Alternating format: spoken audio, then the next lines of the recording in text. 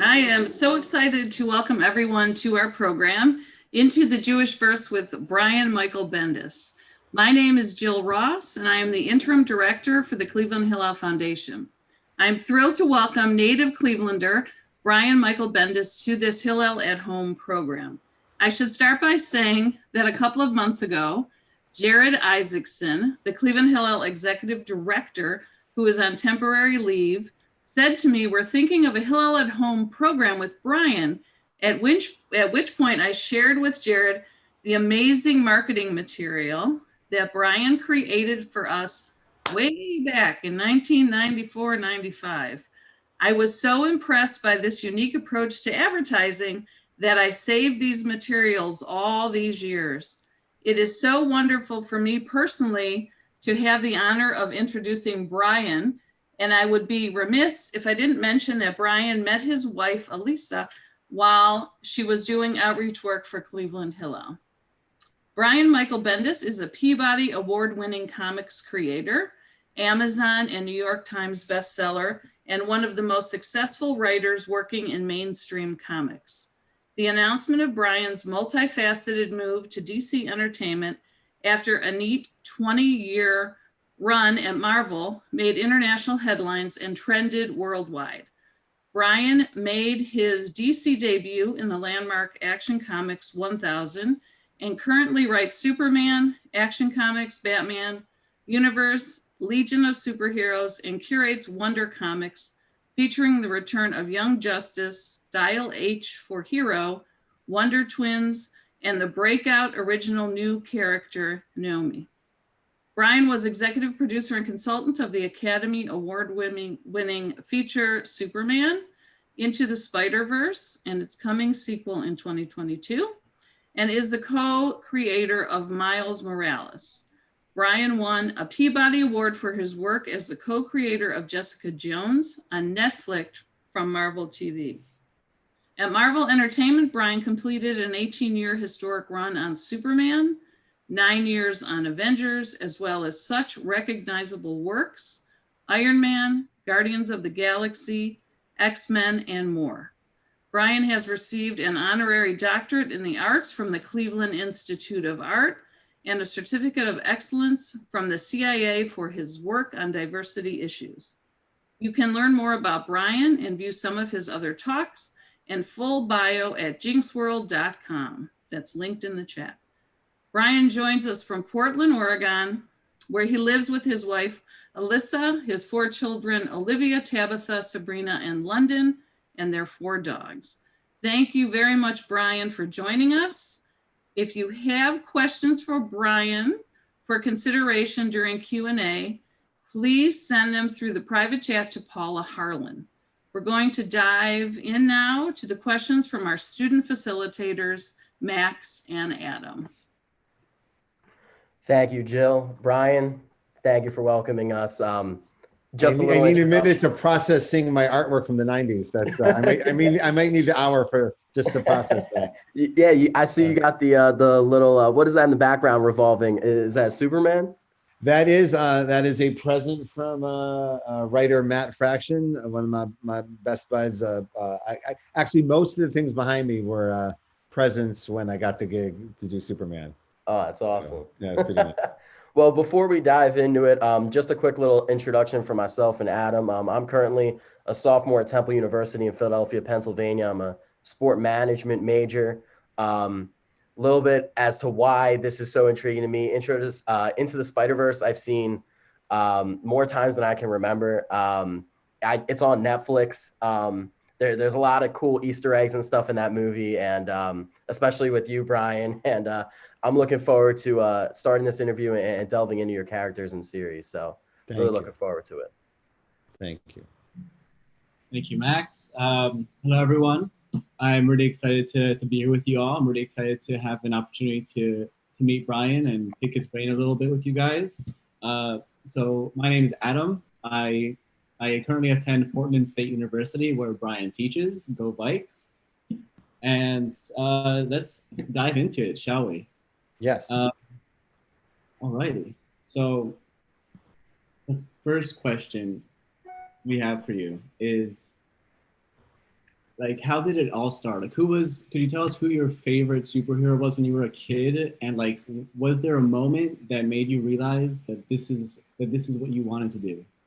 Yeah, when I was growing up in Cleveland, Ohio, and my parents were divorced, and I was using comics was where I was like sitting in my room, just like, you know, every kid has a thing they like dive into. That was me with comics, and I just discovered them at an early age, a very early age. And my TED Talk is actually about the moment I discovered that there was someone's job.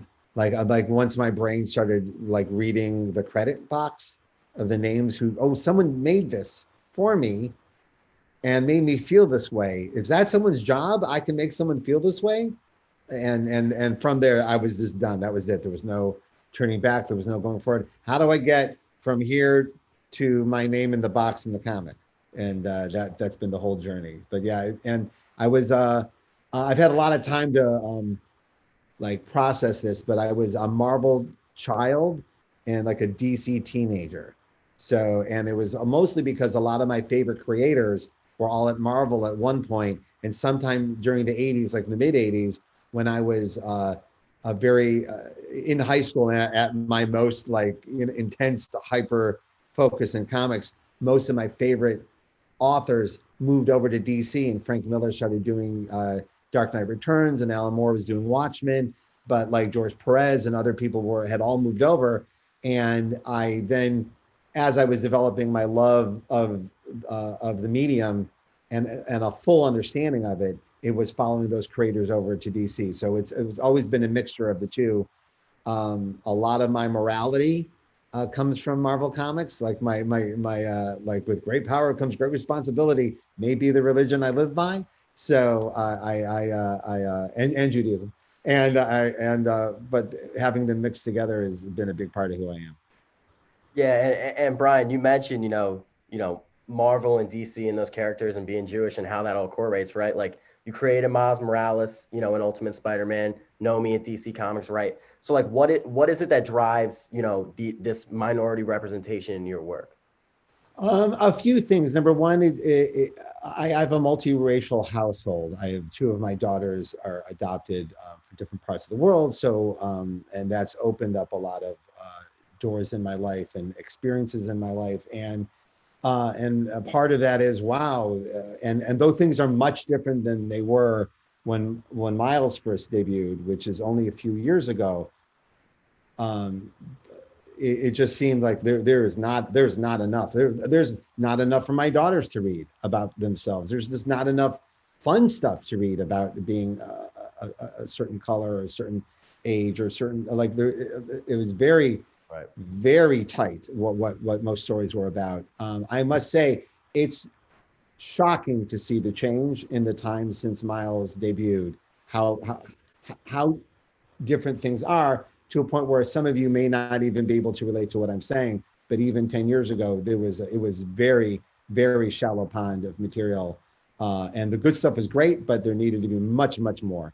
And so that was part of it. But really, it started before that even, because we were even discussing the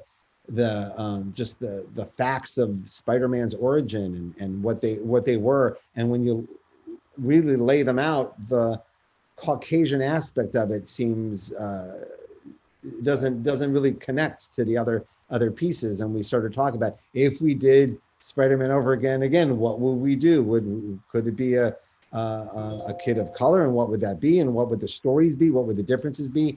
And from there, it just doors open. So yeah, I did it selfishly because I wanted to see what it would be like to create a Spider-Man like that. But then while the process was happening, you just realize, and then you can't help but think of the theme of Spider-Man: with great power comes great responsibility. And I've been given this responsibility, and I maybe should try it. And if it didn't work, it didn't work. But unbelievably, it did. It was amazing. Right. From even before we even debuted the book, people were dressing up like him. And, right. And you go and you touch on, how those minority voices are represented, right? Like, did you ever have some sort of, inkling or inclination that, when I think of Spider-Man, now I think of Miles Morales, right? Like not that Caucasian, personality. And I think that's so important because, you go and talk about,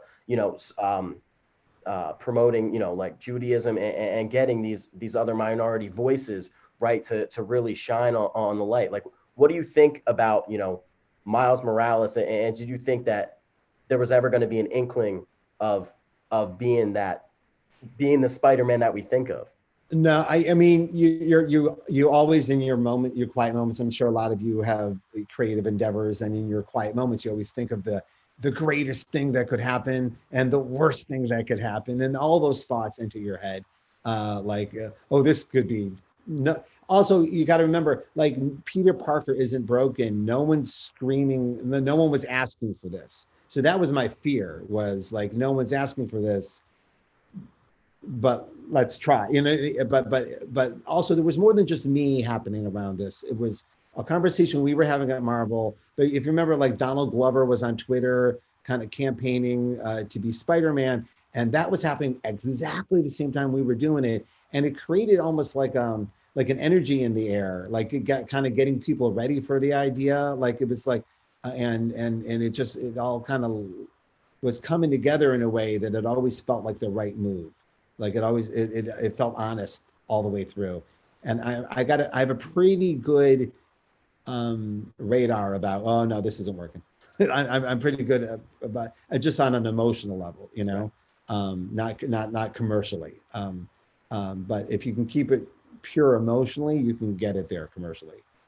And you thought, like, from that moment in time, you were like, once there was that, I think it was #Donald for Spider-Man, right? Like, yeah, so there was just something in the air. It was Donald Right. for Spider-Man, but there's other things going on culturally. It just felt like it was time, and people kind of, as the rumors started building about it, people were legitimately cheering us on to keep going. It was really nice, and that's not what comics always does.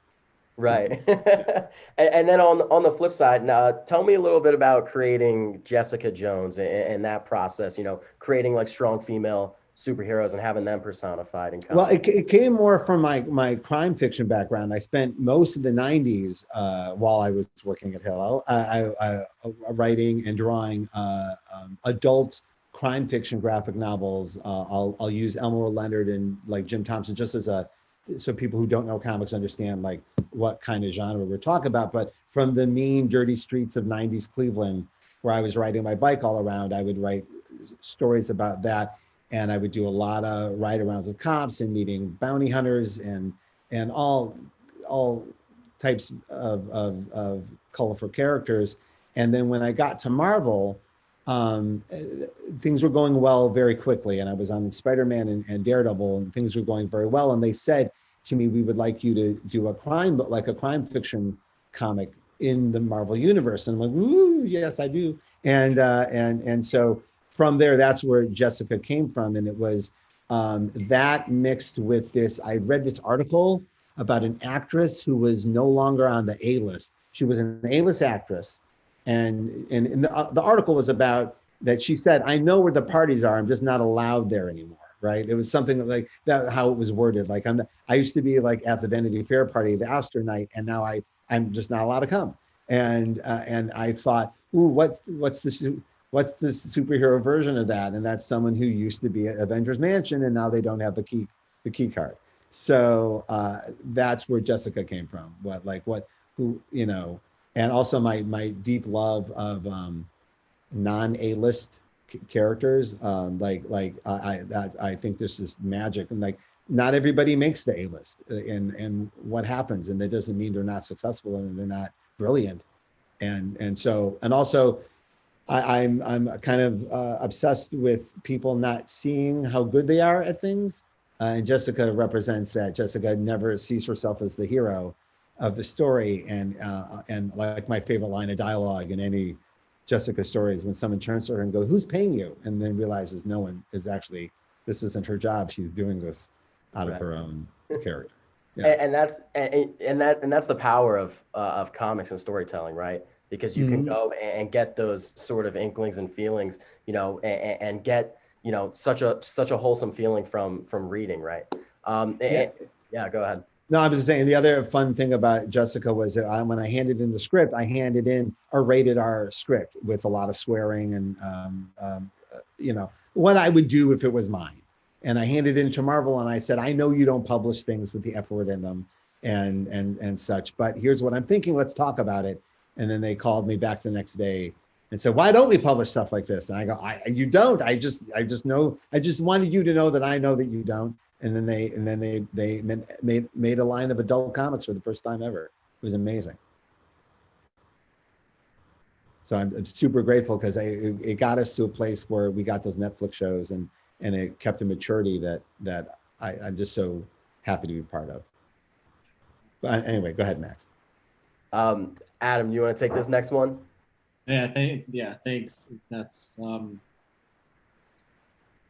sorry, wait, I forgot about that. All right, so thank you for sharing your experiences, some of your experiences so far. I'm sure that one question that might be on some people's mind here is, what advice would you give to students who are hoping to make it in this industry? Well, I'm actually a little jealous of people trying to break in now because there's a lot more ways in. When I was coming up, it was you find some way to publish your book, and that was the only way.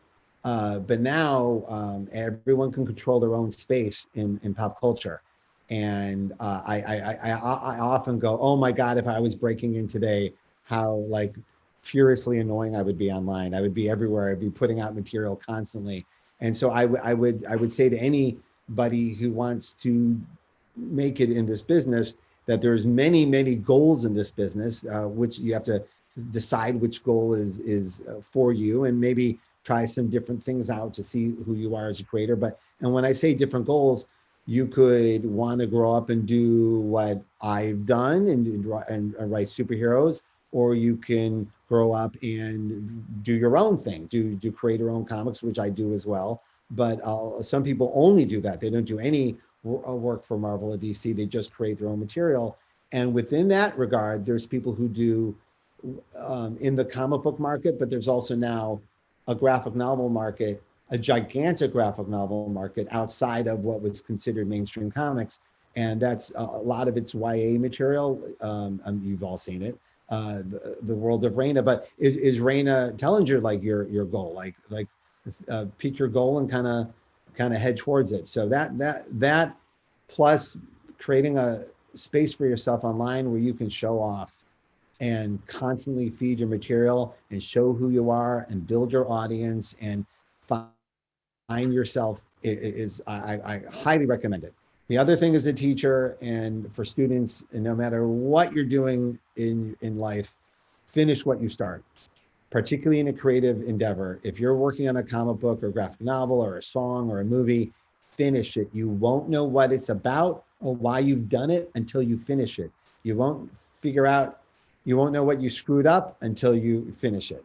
And a lot of times, and this has been going on as long as people have been making stuff, yeah, they do like the first 8 pages over and over and over again. Like the first scene over and over and over again. And you see that in the movies you watch too, like, what a great opening scene. What's wrong with the third act? Because they wrote that opening scene 4 million times and they wrote the last scene twice. So take it all the way through and then look at it. So those are my big takeaways as a teacher. Wow, thanks. Yeah, I like the concept of you don't know where you went wrong or why you did it until you finished it. That's There's a Billy Wilder quote. Director Billy Wilder says, if there's something wrong with your third act, there's something wrong with your first act. And a lot of people don't get to the third act to figure out where they went wrong. So,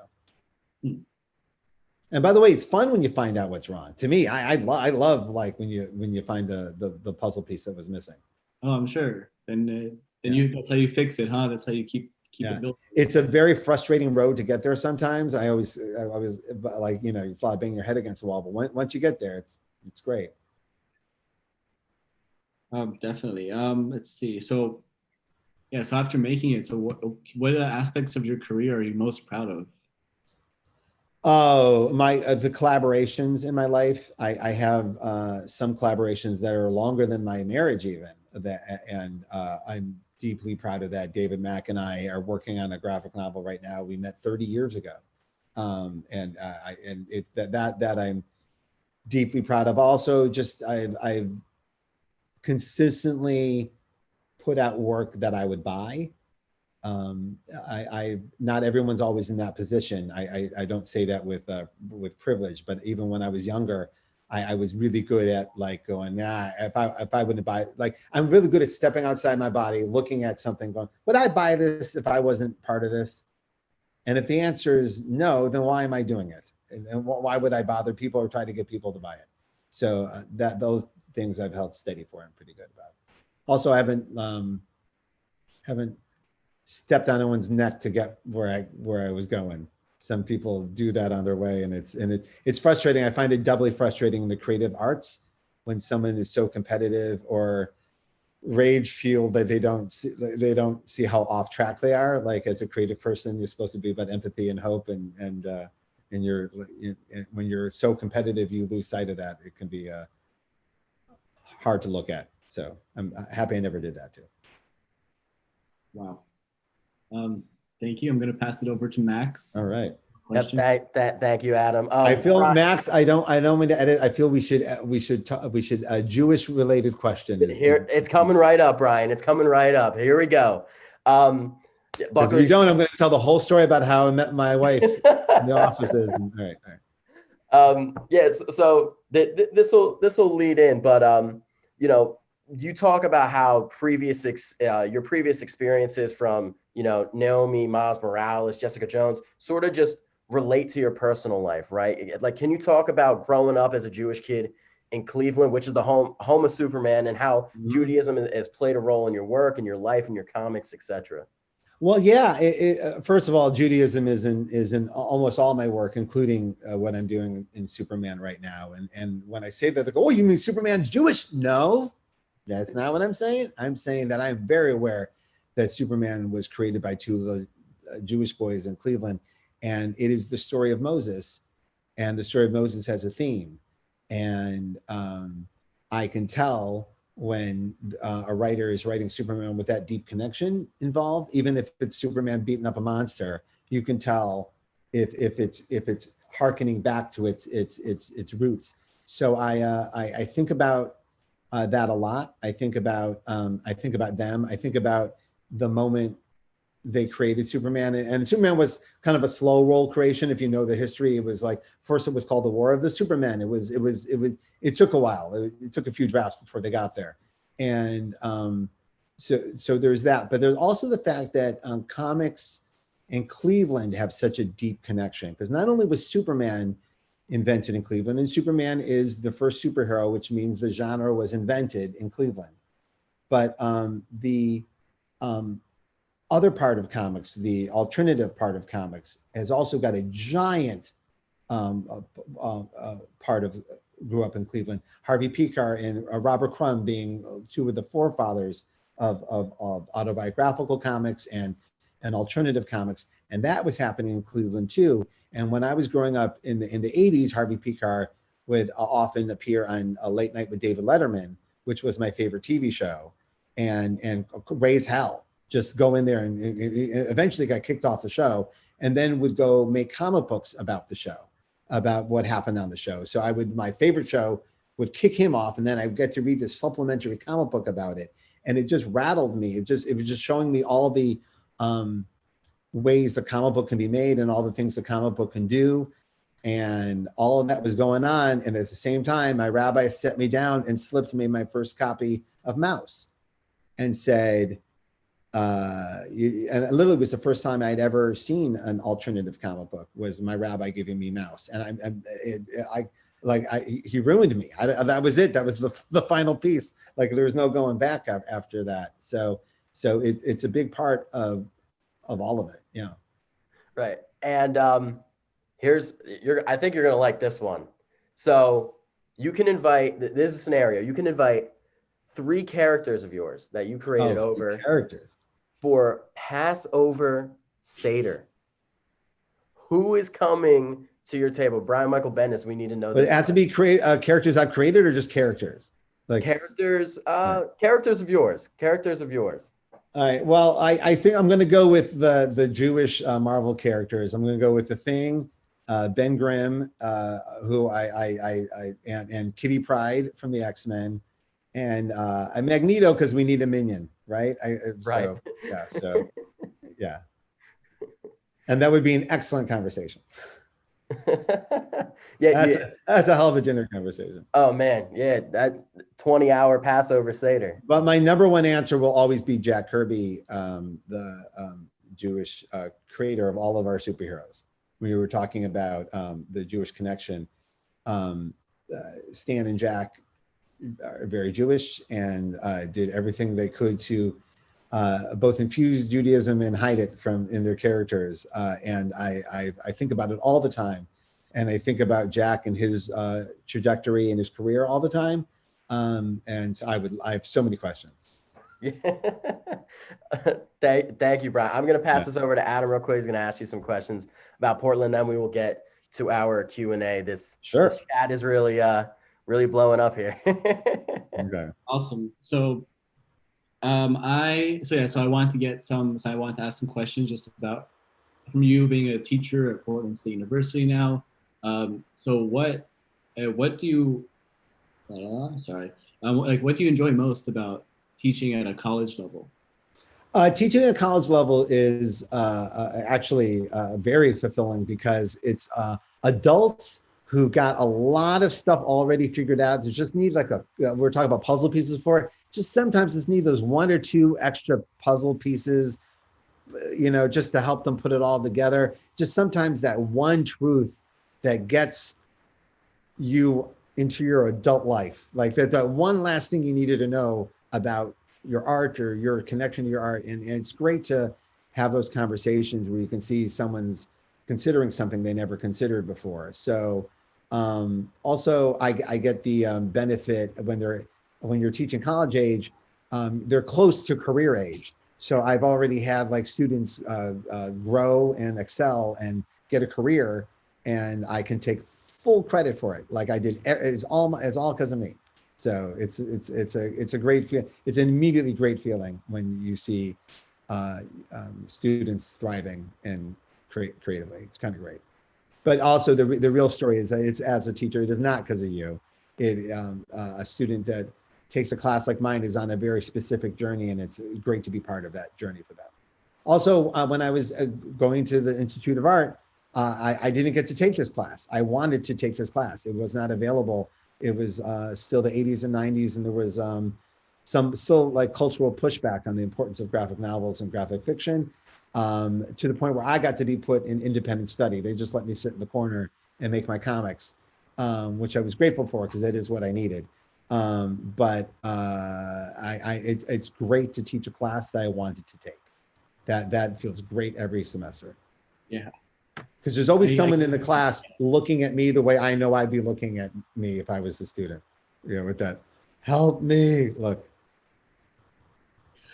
That's great. And also about Portland. So for those who haven't followed your entire career, I wanted to bring up your character-owned project, Scarlet. For those who don't know, it is a book about a young woman who starts a rebellion against a corrupt society due to an incident by a Portland police officer and starting a new American revolution.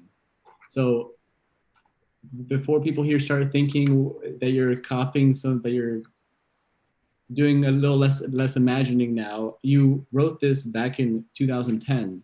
So how do you feel about it now, 10 years later, given everything that's going on?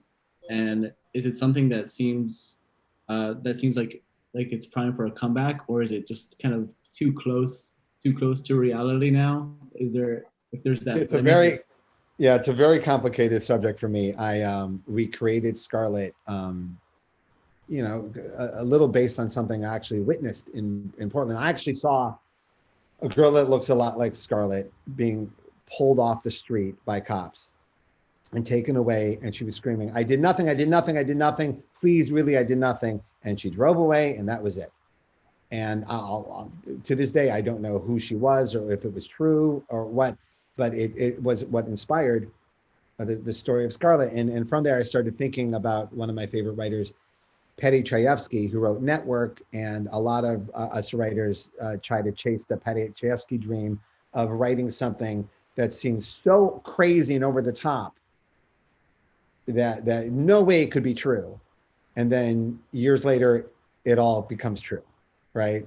Network was the best example of this. Like everything that Network made fun of, it actually all ended up happening. And in Scarlet, that was our goal, and not to be hoity, but it was. And then Occupy Wall Street happened like 2 years later, and Portland's been in a kind of this kind of disarray since then. So I've been I'm frustrated. We were kind of right, and we weren't writing it because we wanted it to happen.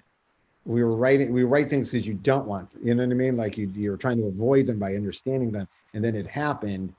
And so we're not going to come back to the world of Scarlet because I'm literally living it. And my partner on that, Alex Maleev, I will say though, he did an amazing job illustrating what Portland would look like if this happened, because now that we're living at it, it looks exactly the way Alex drew it. So, and it's haunting and upsetting, but at the same time, wow, Alex, great job. It's very weird. So like almost every day someone hits me online about, wow, Scarlet, and I don't even know how to respond to it because it's not real versus real that's happening here. So yeah. Yeah, no, very, very interesting situation. It is, and there's writers go through this sometimes where you're writing something and you don't know, like if you're in the zeitgeist or against the zeitgeist, or you don't know if it's going to age well. Like that's all. Like as I get older, like, and some things do age well. Like you're relieved. Like I have no idea if it's going to age well, right? So it's always amazing how work evolves as time goes. Or how people's perception of work evolves as time goes too. And not just comics, but TV, movies, everything. It's fascinating. Interesting. All right, I'd like to pass some questions over to some of our audience. We have Elsa from Oberlin. If you would like to unmute yourself and ask your question. Hi. So I have been reading comic books since I was about 7 years old. So I've really been immersed in comics for most of my life. And my friends will often ask me how they can get into comic books, specifically into Marvel Comics. And I don't really know what to say. I think I've been in it so long that I don't really remember how to begin. So do you have any recommendations? You know what? I make it very, I do this all the time. I think about the person, and I think about like their point of view, and then I try to pick like the perfect story for them. Like it doesn't have to be like something that happened this year, or like just something that I think they would love. And from there, let them fall in love with the medium, and then from there let them get lost in the minutia of continuity that has destroyed parts of my brain. But yeah, I make it a very personal gesture. Also, I've found as an author, I've had many experiences with this where when you give someone a book, they'll read it because you want to know, why did you give me this? Like I remember, like first person, someone gave me a Kurt Vonnegut book when I was young, and said, "This made me think of you." And I immediately read it because you were like, well, what? I don't know what I think of me. What's in here? So I would recommend that highly. And that's another thing about comics. There's so many, like you can pick something for anybody. And that also surprises them too. Like, oh, this is for me. This is exactly what I like in a comic book form. I did not know they had these. Thank you, Elsa.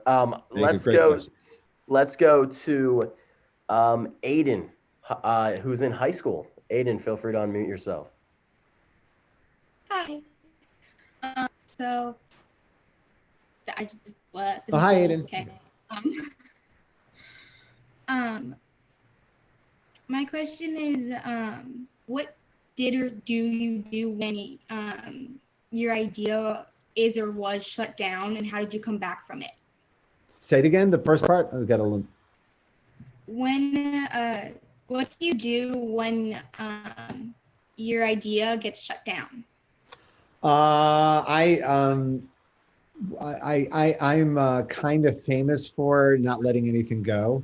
Like if I deeply believe in something and it gets rejected, I take that as a note to then go, okay, why, what was the disconnect between my love of this and your not love of this? And I develop it, or I'll put it away for a while and let it and I found if I can't stop thinking about it, then I have to keep pursuing it and don't. And there's been things that have been rejected right away that end up being the biggest hits of my life. That being, you know, the person was just wrong and my instinct was right, but I needed that person's pushback to kind of hone the idea into something that is what I wanted. You know what I mean? Or that would be something that other people can enjoy. So I kind of love rejection. It's hard to describe it, and that's something you gotta train your brain to do. There's an insane amount of rejection in life, and in particularly in the creative arts. And some people get defeated by it, and some people get excited by it, and some people get both. But if you can kind of train your brain to get into that rejection is a learning moment, it's pretty great.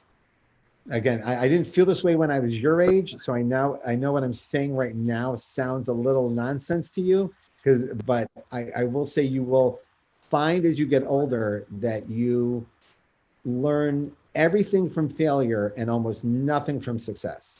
And I'm quoting someone. I just stole that quote from someone from the Go-Go's documentary on Showtime is where I just stole that from. But they said that, and every time someone successful talks about their success, they always celebrate their failure. And it was just another reminder, like every world that we in, that's the key. So anytime someone rejects something, I go, I'm failing. Something good's gonna come out of this, and that's what happens. I know it's weird. It's a weird thing to say to you. I'm sorry, but when it's happening, you'll go, oh, this is what he was talking about. Wow, amazing mindset. I hope we could all get there. Yeah, and I know easier said than done. I do know that, 100%. Thank you for your question, Aiden. I'd like to pass it over to Josh, a student at Bradley. First off, hi. I am a huge fan. I've been collecting comics for years. I have thousands. I have hundreds of titles with your name on the cover. God bless you. So I've actually asked other comic book writers this before. How much so obviously you've had a long tenure at Marvel, and you've transitioned to DC. You've worked at Image and Caliber and other creator-owned companies. How much flexibility do you have in writing your stories? Are you the guy in the central room kind of crafting what the entire Marvel universe looked like when you were there? When you were creating your new characters, were there times that Marvel stepped in and said, we don't want you to do this, we would like you to ease off on this? Did they try to restrict you? How much, obviously, when you were in charge of New Avengers and Avengers Disassembled and Secret Invasion and House of M, like your stories changed the next 15 years of Marvel. So how much flexibility do you have to do that? And did they listen to you, or did you have to listen to them? Well, it's collaboration. So it's all of everything you just said. It's all of those things. But when it's working well, it's everyone like listening and creating together. So what happened was when I came into Marvel, they were in bankruptcy. They were literally in bankruptcy. You can Google it. I know it's hard to even imagine now because they're like Coca-Cola. It's like a brand, but they were selling filing cabinets for cash when I walked in the door, and that's not exaggeration. And then from there was immediate success because the Spider-Man movie hit and Blade hit and the X-Men movie, and so things were getting into a better place with them financially. And then they started having writers retreats. So we would get together. The first one was just like 6 of us, and then it blew up to be like 50, 60 people at one point. But in those meetings, we would all get together and kind of do like a state of the state. And the first one was they literally went through every single character and said, why do we publish this? not just because we own it. What is the point of Iron Man? What is the point of Spider-Man? All right, and from there, tons of what you would consider to be like classic Marvel comics came out of there. All right, Extremis, House of M, like all these things kind of popped out of there. And so what happens in a retreat is that you come to the room with ideas, right? And some ideas get blown up and just die right there in the room. And you're grateful for it, because if they were going to die in the room, if they die in the room, they were going to die on Twitter. They were going to die very quickly on Twitter. So you're almost grateful for your peers to like shoot down or poke a hole in an idea that just you didn't see. And then the ideas that make it really elevate, because now everyone's throwing ideas at it. Like everyone's like throwing cool stuff at it. So a House of M, they came to me and said, hey, listen, Joss Whedon needs the summer off to go film something, so we're not going to have any X-Men comics. Can you fill it in with like an X-Men Avengers like team up? And I was like, sure, that sounds awesome. And then I went home and I'm like, well, what's the biggest fear? What's the biggest threat to the Avengers and the X-Men? And at the time it was Scarlet Witch's mental health. And so I went in with that, and then everything went nuts on us. And then another writer came in and said, "Oh, what's Magneto doing during all this?" And I didn't even have a Magneto part of the story, and that literally, House of M, like that's how much story comes from just that someone asking a question. So, and from there, we're just all developing together. And the good part is we're all kind of on the same page, and we're all like challenging each other in a good way. And so it's everyone coming to the room with ideas, but then the ideas building through collaboration. Highly recommended. So, and again, they never rejected anything for just for no reason. It was always like them asking questions, and then from the question, the answers, you go, okay, this doesn't work. It's that kind of thing. So yeah, and what you do, you discover you build a lot of trust in the room. Like Marvel, like if you do it well, they trust you, and they trust you for the next one. And even if there's some things are like, all right, let's see, he hasn't blown it yet, and they trust it. And even with Miles, there was some people who were like, they were worried, and then they're like, oh, well, let's trust it. So it's almost, you almost feel like a gambler, like, all right, one more time, and until you go bust. But yeah. It's a trust that you earn, and it's a weird mix because you never earn that trust online, right? So you may have that trust from your employer, but the audience, it's whatever. It's Wednesday, it's fresh start every Wednesday. Whatever your book is, and that's the way it should be. Whatever you've done before, it doesn't matter. It's what I'm reading now, and was it worth it? So you got to think of both things. All right, thank you very much. Sorry for the long answer. I don't need to do long answers. I saw John Mulaney was on a podcast talking about how long answers was a sign that you're a sociopath. And now I'm worried that I'm a sociopath because my answers are too long. Sorry. Thank you. Thank you, Josh. Let's go to Ariel at University of Rhode Island. Hello, Cool. I'm a big Hello. fan. I'm also a big fan of the Into the Spider-Verse animated movie, which I know that you consulted on. So in that movie, there's a flashback shot with Peter B. Parker, and he's talking about him getting married, and they show him stepping on the glass.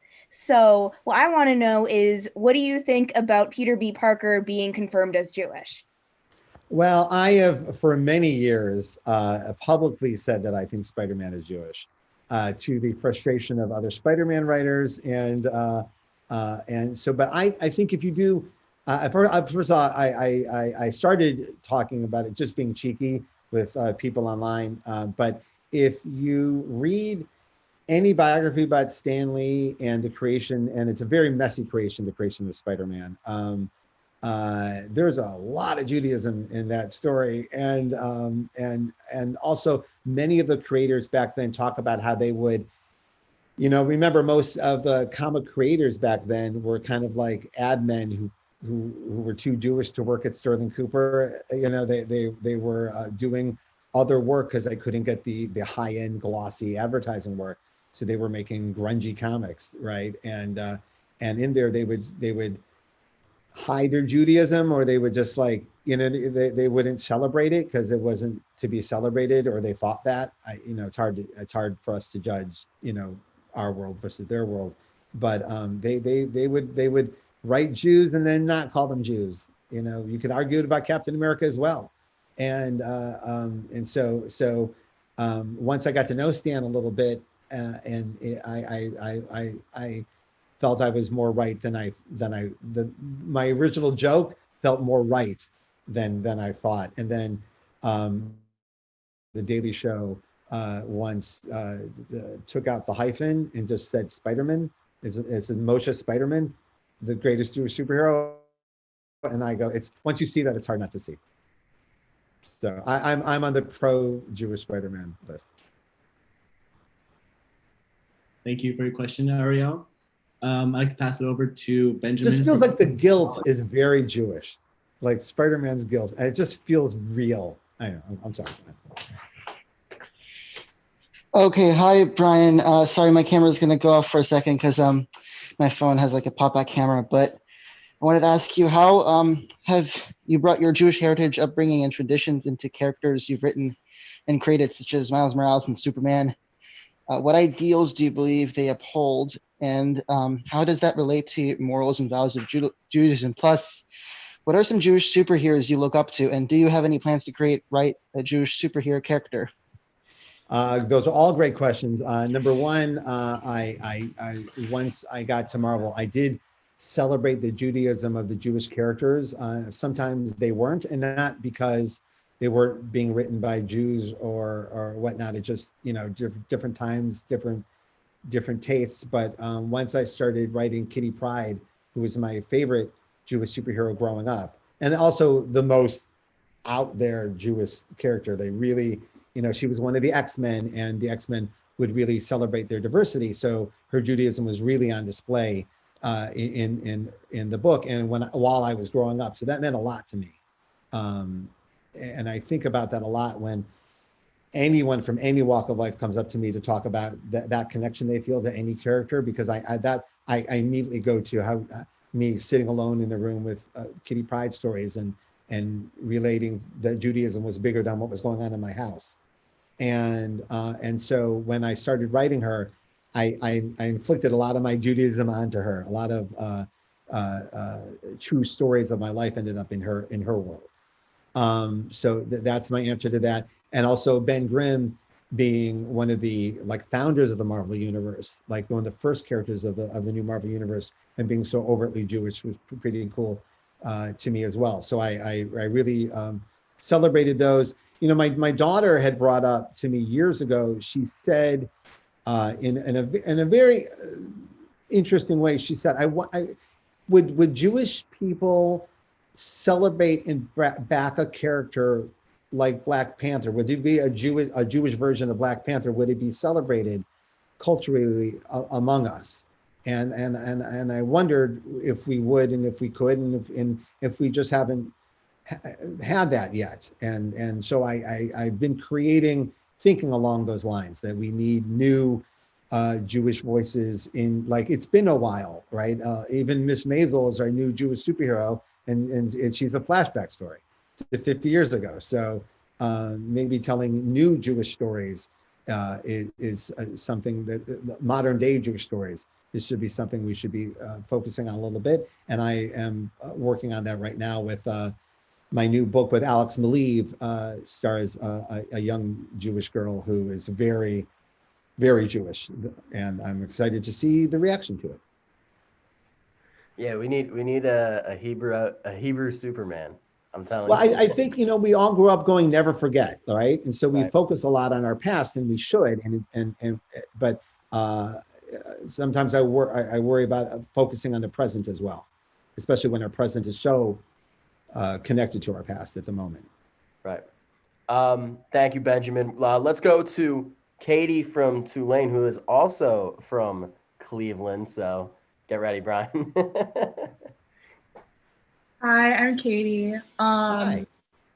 So as you were just saying, Kitty Pryde is one of the most famous Jewish superheroes. And one of my most favorite, like all-time favorite like comic moments is from All New X-Men, when after the whole like M-word situation with Alex, that story where she's talking about she was with a boy that she really liked and he said this really anti-Semitic comment, and that was after that when she went home and she was really upset by the situation, but she realized how proud of her Jewish identity she is.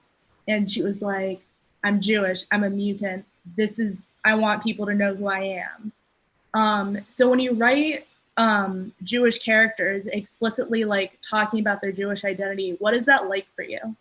Well, the one you've just mentioned is what I was just referring to. I very rarely am I writing something so autobiographical in a fictional character. Like, you know, when you're writing a fictional character and you're writing autobiographical elements, you have the ability to tweak them to your liking. But that story was almost a verbatim anecdote to something that happened to me, where I was on a date on campus at Case Western, and a woman did not understand I was Jewish and just started wailing, just started, you know, just hate speeching, and I was sitting there like just stunned, and it kind of rattled me, and so the reason I wrote that in X-Men was there was another X-Men writer who had written something that some of us has just disagreed with, and he did not in his work offer the counter argument. He just offered his argument, and it was from someone who is white, cis, like had no immigrant background or religious background to speak of, and I felt I will respond through Kitty with this story because it immediately made me feel this way. So I just did it, and I was like, while you're writing something that you feel like jittery, nervous, and that means someone else is going to connect to it, but it's a bad feeling while it's going on. But I did. It felt like weird to be putting something so personal into someone so not real. But yeah, it's somehow the best way to tell that story too. Yeah, thank you. Like where people connect to it. Thank you for your question, Katie. I'd like to pass it over to Bazil, who is a recent grad from NYU. Hi. Hi, Brian. Thank you so much for talking to us. I'm a huge fan. Thank you. So as a comic book fan that's, also interested in working in film, I had a question about your process. So specifically, do you have like a scheduled day that's the same every day, or does it change depending on your mood? Do you have any advice to help self-motivate, especially when you're starting to write a new project? Do you always feel creative, capable of writing, or even do you deal with writer's block? And how do you overcome that? And also specifically for film, I'm very impressed because you have a voice that really comes through. Whether you're working for Marvel or DC, you can always recognize, a Brian Bendis comic book, but you've also had some of your work be adapted into film. And I'm curious if you feel like your voice translates to a different medium, and if you could talk a little bit about that as well. A great question. First of all, overall, just phenomenal questions. Thank you so much. This is really a great level.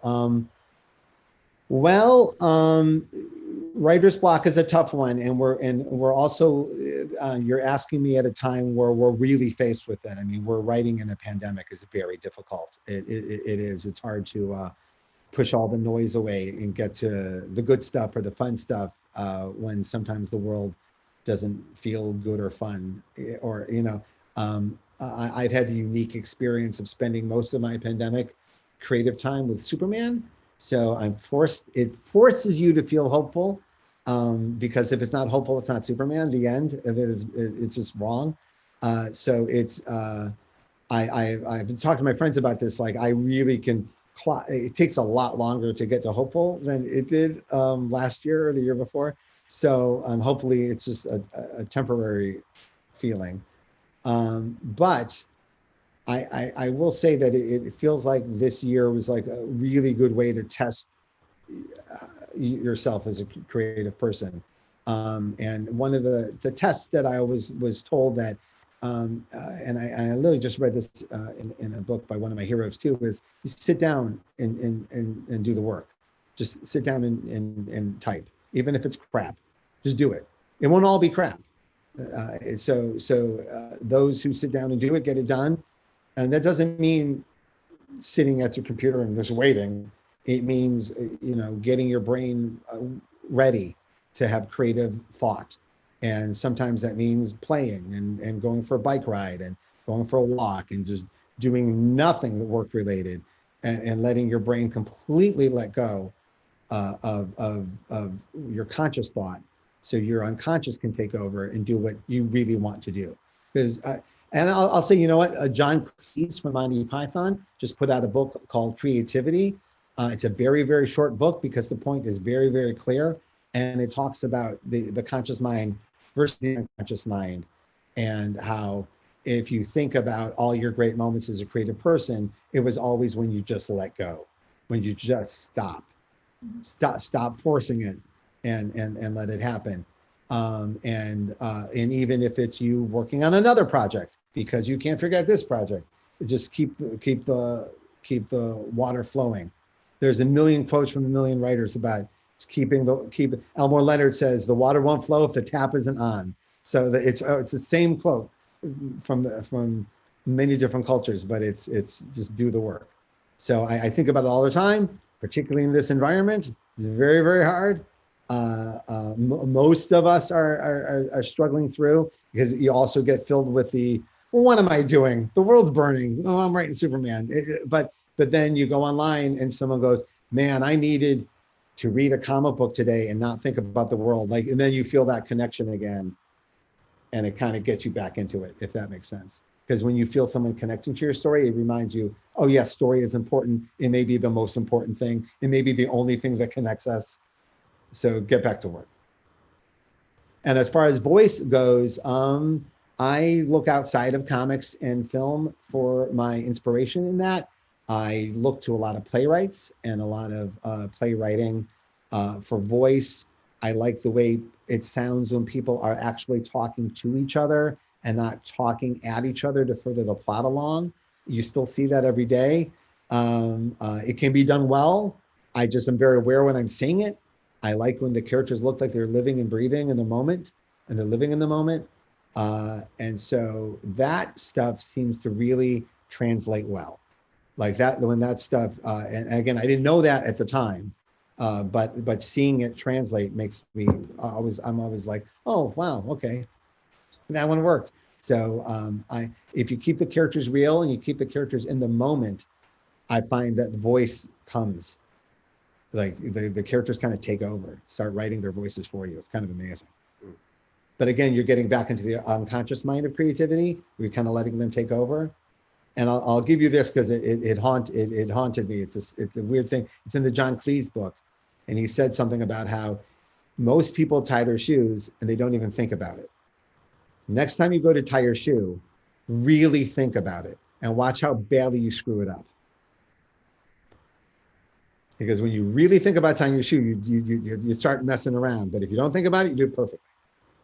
And he goes, writing is the same thing. I'm like, oh, now that's in my head. So good luck with that. Thank you, Brazil, for that question. That was an excellent question. Yeah. And next we'll have our final question, which will be Katie from Florida. Hi, I just want to start by saying I love your comics. Also, what's your favorite comic that you've written that no one has read? And what are you reading right now? Oh, yeah, it's such a weird question because it for me, because they're all my babies and I love them all so much equally, and so you are always rooting for the one that needs a little help along the way. I have a book right now, and it's doing well, so it's not like it made its money. But I love this world I built with Mike Oming, called The United States of Murder Incorporated. And it's about if the mafia never gave up their hold on our country in the middle of last century and what our world would be like today. And it speaks a lot about how people keep rebranding things. Like people don't call gangsters anymore. Yet we're surrounded by gangsters. It's gangster behavior everywhere you look, but we don't call them that anymore. I'm fascinated by it. So I'm writing about that in the book, and it's a lot of fun for us. It's a world different than the world we're living in, where crime is fun. But there's honestly, I feel like comics in general are just can be overlooked overall compared to like the audience of the movies or TV shows. And again, not complaining because I benefit from all of it, but I do. Every time someone has seen like a Marvel movie but not read a comic, I'm like, oh, you're not at the good stuff yet. So I'm always rooting for people to try comics, any comic, because I know how intimate and exciting that experience can be for people. Right. And real quick, is there, just to build off of that, thank you for the question, Katie. Is there any new updates you can give us post Spider-Man? Anything else that you can give us on what you're working on currently? Oh, well, I post Superman. I'm wrapping up my Superman run in December. So I had this amazing 3-year run. I will be ever, as I said before, I will be so forever grateful that I got to spend this pandemic with him. I don't know how I would have got through it. Honestly, it was such a great mental health thing for me. So thanks to everyone for that. But also, I'm not done with Superman. I will be continuing with the character after my run. We'll announce what book that is soon, actually. But myself and David Marquez have re-teamed. David, who did a majority of the work on Miles Morales with me. And so we've re-teamed for a new DC Comics project and a new Jinx World book, which is a new creator-owned book. So pretty excited about that. So a lot of new creator-owned stuff coming down the pike. I have some new projects that we debuted last year that are getting new volumes. Pearl and Cover and the United States of Murder, Inc. are all coming back next year. Me and Alex Maleev are doing a new book that's coming out next year. And and me and Andre Lima have a brand new book. If you Google him, he's an unbelievable illustrator. And we've created a whole new world together. And I'm very excited to debut that. And that'll be out early next year. So lots coming. Exciting. Yes. Thank you everyone for your question. Thank you, Brian, for being with us. Before we go, I'd like to pass it over to Hannah. But before Hannah, I never get to say thank you. I just want thank you for joining us today and having this nice moment together. If we did not get to your question, and I did get a peek at some of them, and they were really excellent questions, you can hit me up on social media. If you personally needed an answer to the question, please hit me up on social media. I'm happy to answer for you. Great. Thank you so much. So hi, everyone. My name is Hannah. I'm the executive director at Greater Portland Hillel. So I want to start by saying thank you to Brian for spending time with us this afternoon or evening, depending on where you are. For us in Portland, it's the afternoon, and sharing about your career, your Jewish journey, and more. So on behalf of myself, our students, and the rest of the staff at Greater Portland Hillel, I wanted to say we're so lucky to have you as part of our Portland State University campus community, as well as the larger Portland community. And hopefully someday post-pandemic, we can cross paths around on campus. So as you mentioned, a ton of questions came into the chat that weren't able to get answered. We will share all of those with you so that you can see how many people appreciate the work that you do and all of the great questions they have. So I also want to thank our partners at Cleveland Hillel for making this event a reality and a huge success, as well as Max and Adam for leading our conversation today.